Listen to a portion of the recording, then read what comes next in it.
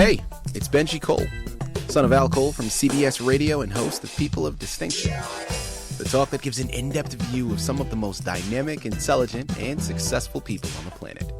Run to our website, peopleofdistinction.org for more info, or you can always email me directly at benji@alcoleenterprises.com.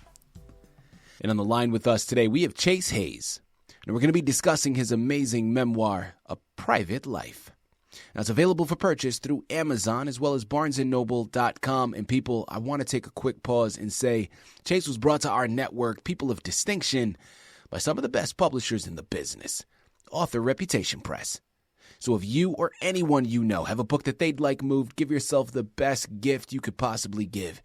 Contact ARP and have their wonderful team move it for you. You can find out more information on them through authorreputationpress.com. And listen, it is an absolute pleasure to have Chase here on the line. This is going to be a wonderful education for myself and for everyone else involved. And at the end of the day, Chase is the expert. He's written the book, he's pulling from his life, and he's going to be able to articulate everything much better than I ever could. So without further ado, let's bring him here with us. Chase, first and foremost, man, welcome to People of Distinction, and thank you very much for being a guest. How are you today? I'm great.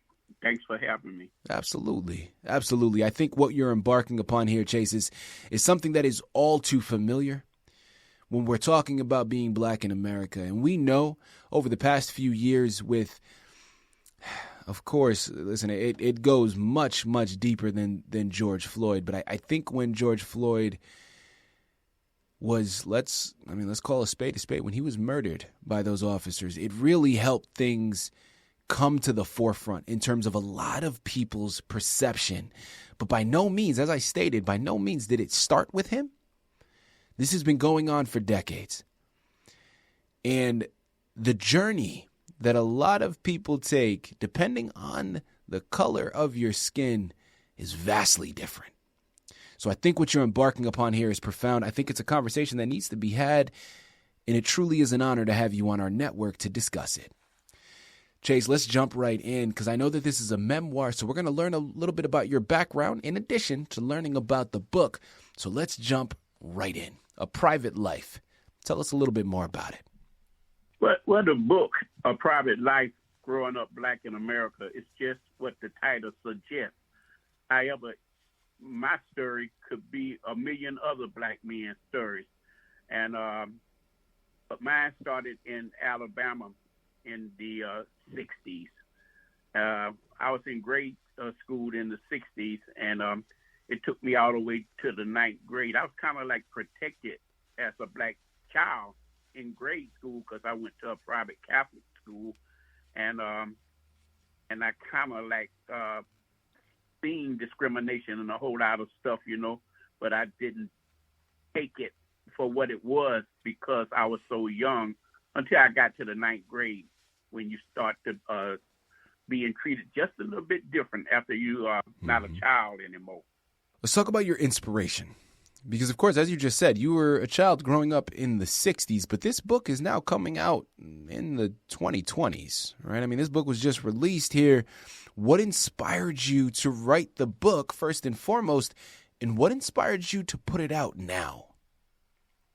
Self-preservation is probably the biggest reason why I did it.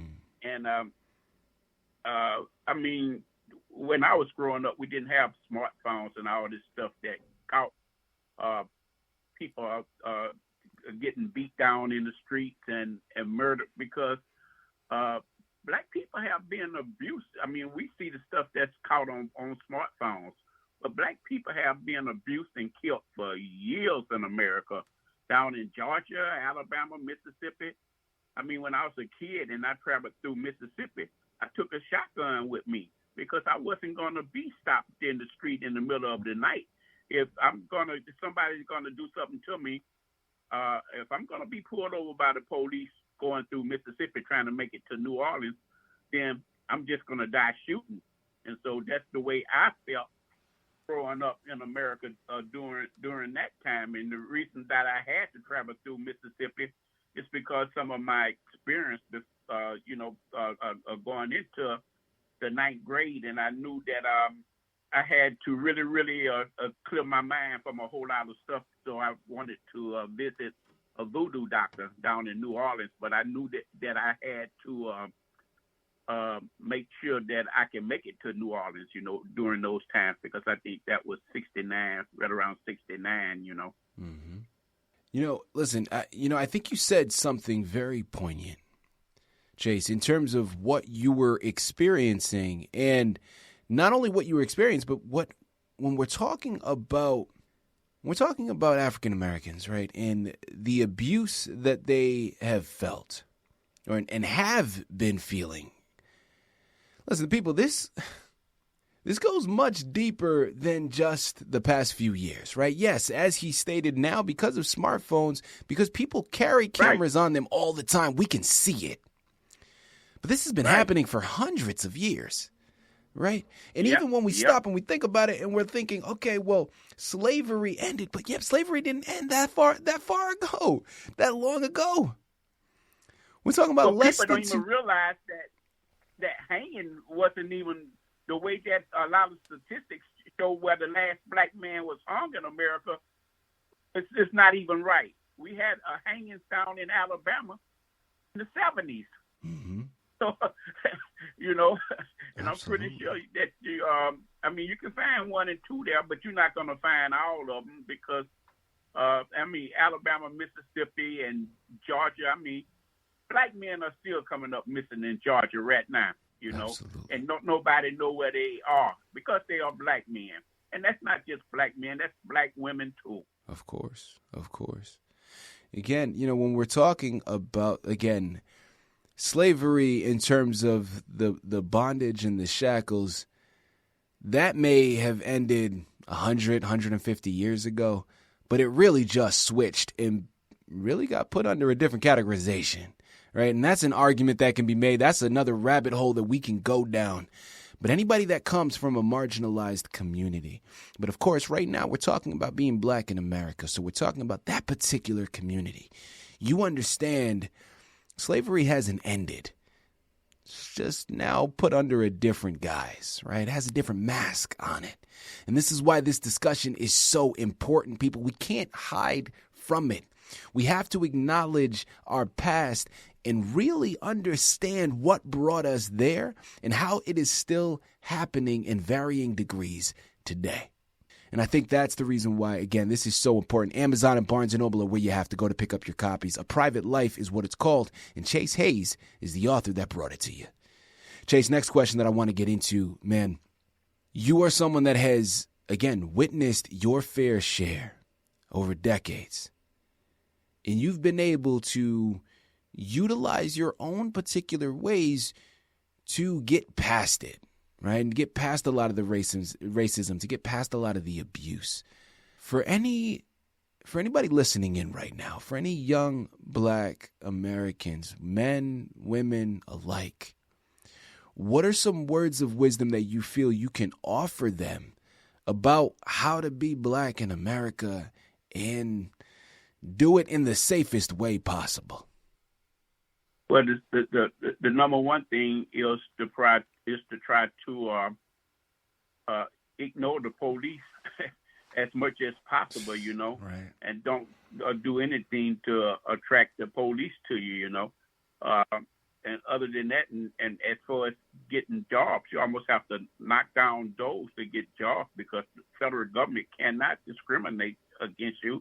And we still don't have voting rights these days, I live in California. We don't have a problem voting in California, but they have a serious problem voting down south, Yeah. Alabama, Georgia, and a bunch of states down south have serious problems with voting rights, And so, but I should suggest too that you got to vote. You got to vote because if you don't vote, I think that's one of the main things in my book, because there's a lot of black people that don't vote. And if you don't vote, you're going to have somebody else in charge of you all of your life. Chase, I think that's a great point that you bring up. And people, I think a lot of times it gets overlooked. Regardless of what your personal feelings may be about voting, if you're not doing it, you can't really complain. because you're not involved. Right. Now, listen, again, that's another rabbit hole that we could go down, right, in terms of those votes and how far they actually go. But I think it's very important also to point out that when we're talking about voting, we're not talking about voting just in presidential elections. People, when we're talking about the ones that affect our day-to-day lives, that's those state elections, those local elections, your mayors, your governors, your state representatives. Those are going to be the people that actually create the laws that dictate the life you live. And I think it's very important, and I'm so glad that Chase brought that up, because I don't think it gets talked about enough. This is something that we need to be involved in, because we know that we can make a difference, right? Voting is one piece of the puzzle. By no means is it going to change everything, but it absolutely is a crucial piece to the puzzle, and you're going to want to get involved in it. You know, Chase. Another thing is, too, is that I think that black kids should concentrate on their education a whole lot. I was in private school my whole life, you know. I mean, I had to forego playing football, and I was a football player, and I was a good football player. And one of my friends that lived right next door to me, he played football for a high school, which I couldn't play for my high school. He went to a different high school. He went to a public school. I went to a private school, and I had to pay tuition. I had to work to pay my tuition because I came from a poor family. Mm-hmm. But he was making the sports page every week, and I would talk to him every day because he knew that me and him had chemistry on the football field, because I played all the way through grade school, but I had to pay for tuition when I got to high school. But I was telling him, brother, we need to walk on at Alabama. And this is when Alabama wasn't really accepting blacks there. They had George Wallace telling us we couldn't come to Alabama. They had Bear Bryant, the football coach of Alabama, saying blacks are not smart enough to play quarterback. And I was telling him, brother, let's kick this door down, you know, and let's go in there and be the first blacks to go to Alabama and play on that football field. He was so afraid to do it. He went to our black college, Texas Southern, and that's when I joined the Marine Corps, because this is a guy that I knew that me and him could have changed everything at Alabama. And that's what blacks are doing now. You know, I'm looking back, and blacks are going to schools in the South, and they're making a big, big difference, and they're making money. Black power has nothing to do with guns and fighting on the street. Black power has to do with capital and making money. And that's what I tried to express to him, but he was afraid to go to Alabama, and he went to Texas Southern, and I was telling him, brothers, Texas Southern is a law school. It's an all-black law school. Recruiters don't go to Texas Southern. They don't go to Grambling. They don't go to Alabama State. They go to LSU, Alabama, and Georgia. And I'm talking about the time when I was coming up, no blacks was playing at those schools. Right. People, I'm telling you, this conversation can get deep. And there are so many layers to it. And I love what he's bringing up right now. Listen, education is key, but education in the right way. Because, again, down that rabbit hole, we can even talk about the education system and how the education system may not necessarily be created to educate, and more so created to indoctrinate. Now, you have it within your control to really control what you're being educated in. It doesn't always have to be in the classroom. It starts there, sure.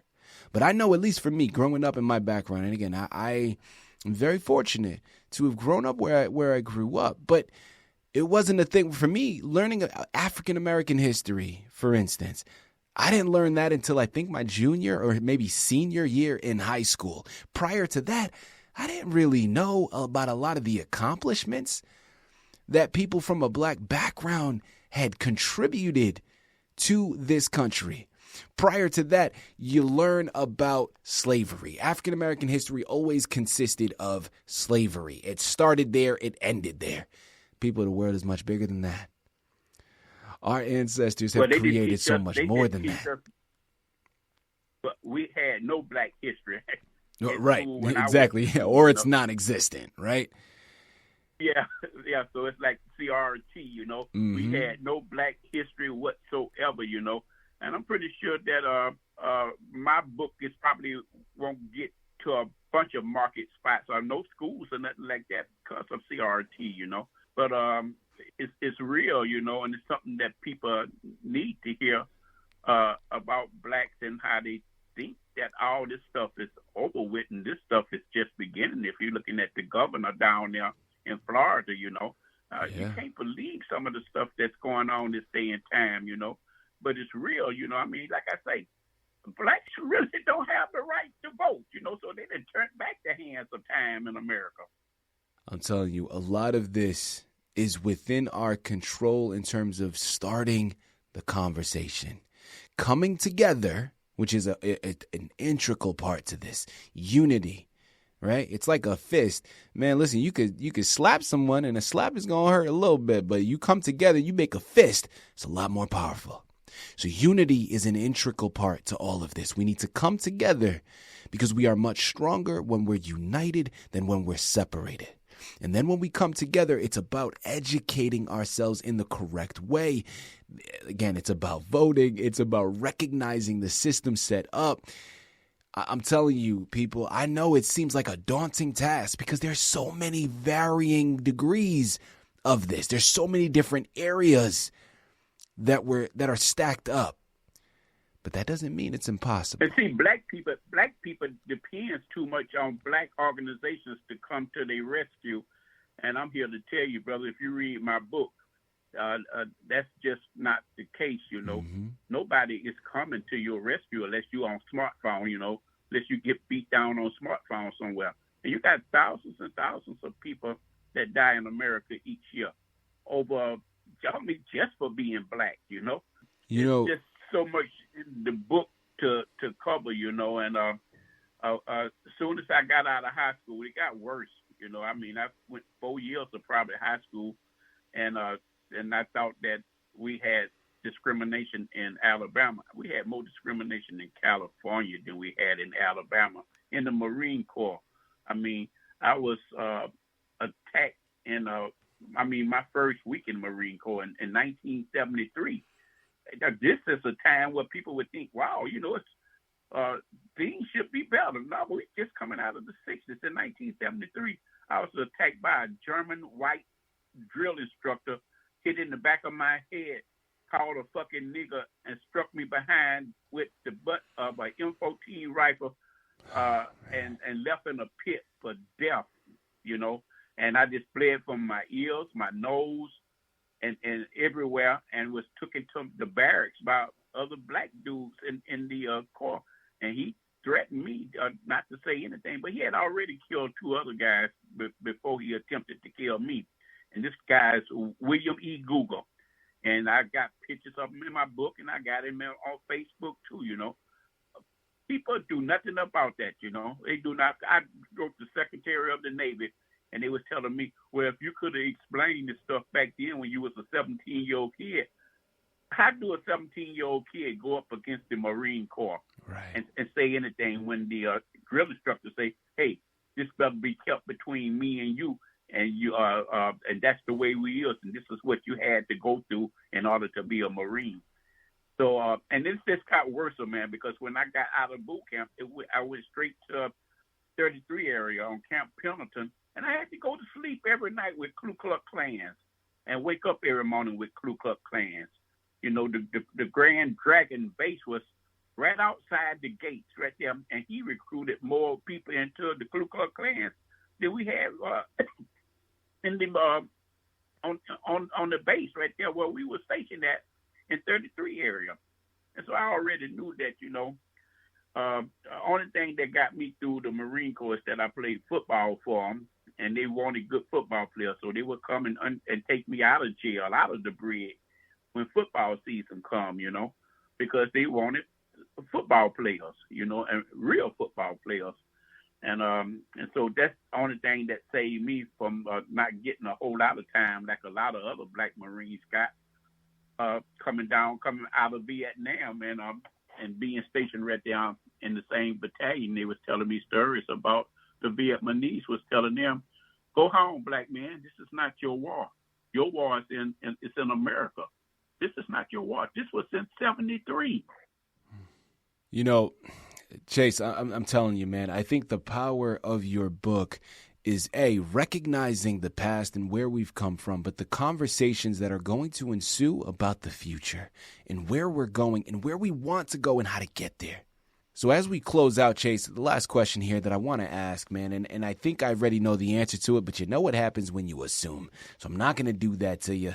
I have you here in the line. Let's go directly to the source. And if it's information we've already covered, it's so important, it's worth doubling down on and repeating. Chase, who is your intended audience with this book, and what is the main message that you hope that they receive from it? Well, my intended audience for this is really everyone, because white folks don't understand blacks. They don't understand what blacks going through, and they don't. But it's mostly for the young black man too, and trying to let him know, because like I said over and over, that I was building ships, man. I was in a private school, but in the 9th grade, I got those connections being in a private school, so I didn't get a chance to play football coming up in high school, but I wanted to play. But me having those connections in a private Catholic school got me jobs at shipbuilding companies where I was doing engineering work at the age of 19 and continued to do it after I got out of the Marine Corps building ships for National Steel. That's why I had such a good life, because I was intelligent and I had something to fall back on. I just didn't have nothing, but that's not the way they treated me, because I was recruited as a rocket team leader. And that's why I got, assaulted in boot camp, because the drill instructor told me, hey, you think you're smarter than everybody else because you classification is rockets and not a rifleman like everybody else. And he said, you're nothing but another fucking nigger. And then hit me in the back of the head, knocking me unconscious. But the book is basically for young black men and for young white Americans. They have a hard time trying to figure out why blacks are the way they are. But if you put blacks in a certain ghetto, like even in Memphis this day and time, black people attack other black people because they don't know no better, They don't know no history. They don't know Martin Luther King history. They don't give us history when we was coming up. But I think those young blacks is young enough to know history, though, But only reason I live history, though, man. And so, like I say, but it's a lot of history that I missed, though. There's a bunch of history that I missed because they don't want you to know about a lot of the stuff, the struggles that the black man had coming up through America. So much history that I done missed where they took over big cities and stuff, man, and just burnt them to the ground, man. And that's one in our history books, But anyway, it's mostly for black guys, because I don't want them to grow up with PTSD from growing up black in America like me. And my psychologist telling me that, hey, I can't treat you, I mean, I've been stressed all my life, but he's telling me I can't treat you for no more than 1 year in your past. I can't go all the way back in your history because that's critical race theory. Say, wow, and my primary sent me to this doctor, But anyway, that's what it's about, It's about not just a black guys knowing that they need to kick doors open to get in there, and they need to vote, and it's for white people that's always thinking that blacks, blacks have a real problem in America, and we do, And so that's just the bottom line. But they don't see that, I guess if they read my book, they'll understand, I mean, I'm just one person, but I'm pretty sure it's millions of blacks that went through the same thing that I went through in life. But now they're being hunted down as prey in America, And I don't know what most of them doing, but if the young black man in Memphis was a skateboarder. He wasn't messing with nobody, but he had other blacks beat him down. But I think a white boy started all that when he shot him with a taser or something, because the white boy shot him with a taser. and told the black guys something that happened when he didn't even have his camera on. And so he sent those black guys after that young brother. This is America, man. You know, that amongst so many powerful things that was stated, Chase, that last line, this is America, that carries volumes. That carries weight. People, it starts with us. I could sit here, I could talk to Chase for hours. This is a conversation that needs to be spent. Hours. We need to spend hours on it. But it starts with this book, A Private Life. Amazon and Barnes & Noble are where you have to go. Chase Hayes is the author that has written it. People, we can do better. We need to do better. We need to analyze what we have right now and where we're going moving forward. It starts with that discussion. Head on over there today and pick up your copies. Chase, this has been an absolute pleasure, man. Thank you once again for being a guest on People of Distinction. Thank you.